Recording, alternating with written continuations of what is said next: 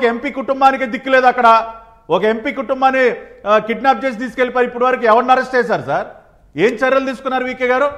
MVV Satyanarayana ఒక MP భార్యని కొడుకుని ఎవడో కిడ్నాప్ చేసి తీసుకెళ్లాడు, ఒక గోండాగాడు. ఏమండి ఏం చేశారండి ఇప్పటి వరకు? ఏం చర్యలు తీసుకున్నారండి? ఇవాళ ఒక ఎంఆర్ఓని అతి కిరాతకంగా చంపితే ముఖ్యమంత్రి మాట్లాడ్డా? తాడేపల్లి జీతగాడు ప్రతిదానికి మీడియా ముందుకు వస్తాడు. ఎక్కడ దాక్కున్నాడు వాడు? ప్రజలకు ఏం మెసేజ్ ఇస్తా ఉన్నారు సార్?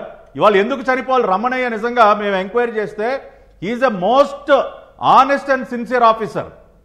అతని పైన తీవ్రమైనటువంటి ఒత్తిడి, వైసీపీ నాయకులకు చెందినటువంటి ముఠా కొన్ని రెవెన్యూ రికార్డ్స్ని తారుమారు చేసి భూములు కబ్జా చేయటం కోసం ఇవాళ రమణయ్య గారి పైన తీవ్రమైనటువంటి ఒత్తిడి తీసుకొస్తే ఆయన చెయ్యను పొమ్మన్నాడు. ఆయన నేను తప్పు చేయను, ఎట్టి పరిస్థితుల్లో మీ ఒత్తిడికి లొంగనని చెప్పాడు ఆయన.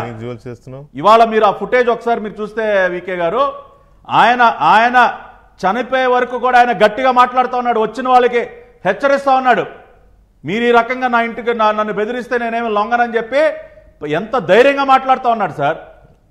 ఆయన చివరి శ్వాస వరకు నిజాయితీగా ధైర్యంగా నిలబడ్డాడు. ఒక మంచి అధికారి అటువంటి వ్యక్తిని ఇంటి కింద చంపేస్తారండి? ఏమైపోయిందండి హోమ్ మినిస్టరు? ఎక్కడ అసలు ఈ రాష్ట్రానికి హోమ్ మినిస్టర్ ఉందా? మాట్లాడదా? Where is DGP? డీజీపీ గారు ఎక్కడ పడుకున్నారు? ఎందుకు బయటికి రాలేదు ఇప్పటి వరకు? స్పందించరా?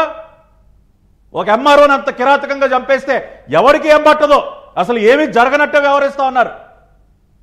అందుకనే మార్పు కావాలి వీకే గారు. ఈ ఆటవిక పాలనకి అంతం చెప్పాలి, ఈ సైకో పాలనకి ముగింపు పలకాలి.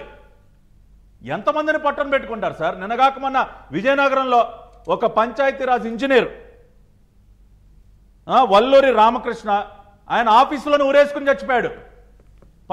పంచాయతీరాజ్ ఇంజనీర్ రాజాంలో. దేనికి అంటే